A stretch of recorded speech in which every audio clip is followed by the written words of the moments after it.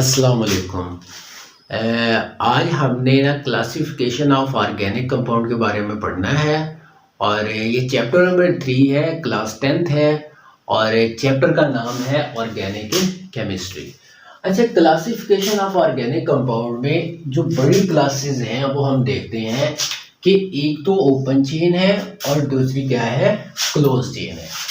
Open chain क्या है कि आखिरी के कार्बन एटम जो हैं वो जुड़े हुए नहीं होते, और जबकि क्लोज चेन में क्या होता है कि आखिरी कार्बन एटम जो है वो जुड़े हुए होते हैं। यानी ये मतलब ओपन चेन भी एक कंपाउंड है, क्लोज चेन भी कंपाउंड है। तो ओपन चेन में आखिरी कार्बन एटम जुड़े हुए नहीं होते जबकि क्लोज चेन में जुड़े हुए होते हैं। ये कैसे पता चलेगा? जब हम एग्जाम्पल पढ़ेंगे तो डेफिनेटली उस वक्त हमें पता चलेगा।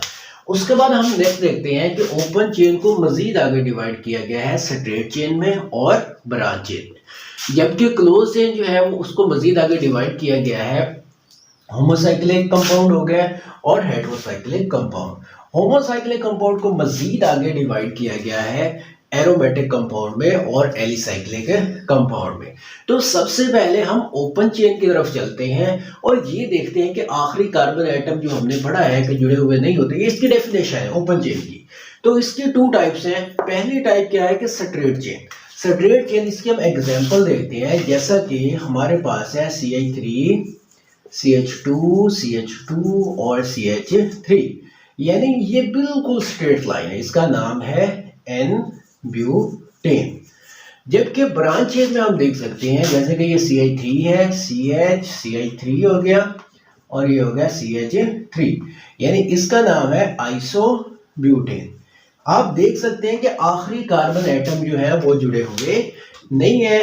जबकि स्ट्रेट चेन में क्या है कि अगर कार्बन एटम स्ट्रेट चेन में होते हैं तो this is called straight chain hydrocarbon, और अगर कार्बन एटम ब्रांच चेन में होते हैं यानी स्ट्रेट चेन की बजाय ब्रांच भी एक बनती है तो this is called branch chain hydrocarbon. उसके बाद हम नेक्स्ट देखते हैं कि ऑर्गेनिक कंपाउंड जो क्लोज चेन में है उनके आखिरी कार्बन एटम जो है वो जुड़े हुए होते हैं।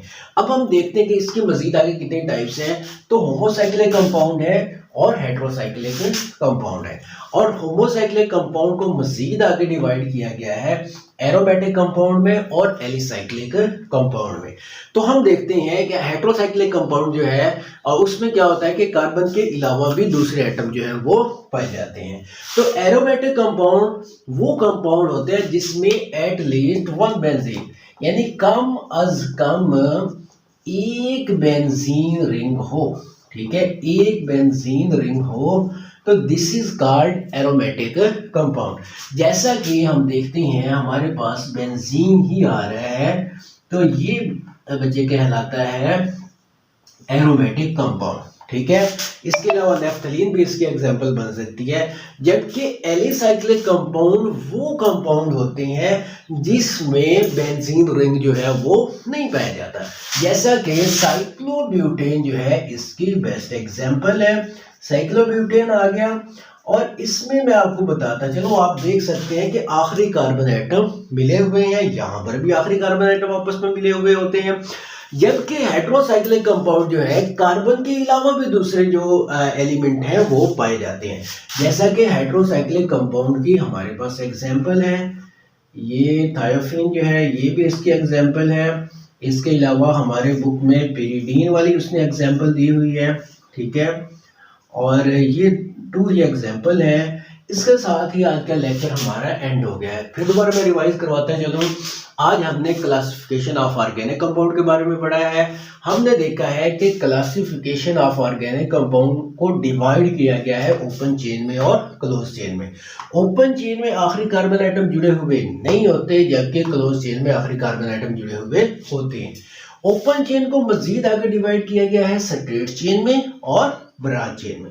स्ट्रेट चेन क्या है? जिसमें कार्बन एटम स्ट्रेट लाइन में हो, सीधी लाइन में हो। ब्रांच चेन में क्या है कि जिसमें कार्बन एटम ब्रांच में पाए जाए, this is called branch chain. जबकि क्लोज चेन में आखिरी कार्बन एटम जुड़े हुए होते हैं, और क्लोज चेन को मजीद आगे डिवाइड किया गया है होमोसाइक्लिक कंपाउंड में और हेटेरोसाइक्लिक कंपाउंड में। होमोसाइक्लिक कंपाउंड को मजीद आगे डिवाइड किया गया है एरोमेटिक कंपाउंड में और एलिसाइक्लिक कंपाउंड में। एरोमेटिक कंपाउंड में कम से कम एक बेंजीन रिंग हो और एलिसाइक्लिक कंपाउंड में बेंजीन रिंग नहीं होता, ठीक है। बेंजीन रिंग जो है ना हो, ठीक है। तो एरोमेटिक कंपाउंड में कम से कम एक बेंजीन रिंग और एलिसाइक्लिक कंपाउंड में बेंजीन रिंग ना हो। जबकि हेटेरोसाइक्लिक कंपाउंड में क्या है कि कार्बन के अलावा भी दूसरे एलिमेंट पाए गए। तो ये 2 एग्जांपल जो है वो हमने पढ़ी हैं। आज का लेक्चर जो है वो हमारा इधर ही एंड होता है।